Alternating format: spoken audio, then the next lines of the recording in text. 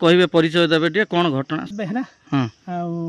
आज आम जाना पाइलु जे आम कार्यालय से पिलाटी आसी कांदिला कौन है पचारि गलु जना पड़ा जे किए कांदिला आसी से तांकर पुत्र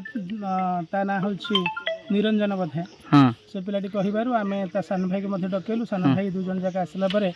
हमरे थाना रे जाके जनैलु एवं थाना वाला संगे संगे इन्वेस्टिगेशंस कले तांकर टीम सह से माने आसी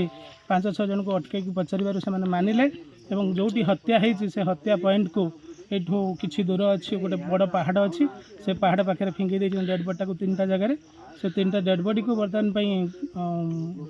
पुलिस टीम सहित तार पिला मानकु नेकी एवं जे मारिछि जो दोषी जन को नेकी जाइछन्ति चिन्हट करबा। अच्छा कौन पर हत्या करा बोली जना पड़े से कौन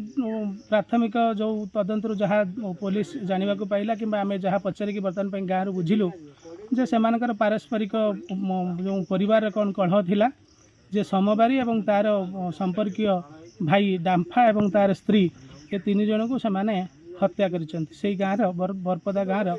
लोक मैंने मिसिकी हत्या कर कौन हत्या कर जहाँ जना पड़ुछि कहउचंती जे एथिरे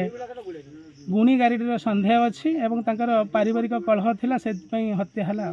कौन चाहूँगी मु चाहूँगी जे यथाशीघ्र दोषी को खोजिकी बाहर करा जाऊ एभली निर्मम कांड करने जमीती माने लोक मैंने शिक्षा पातु ए कहीं जमीती आभली कम घूर्णन काम करेंगे ना यथाशीघ्र दोषी को दंड दि जाऊ या पछरे कौन राकेट काम करुँच खोजिकी शीघ्र बाहर करा जाऊ।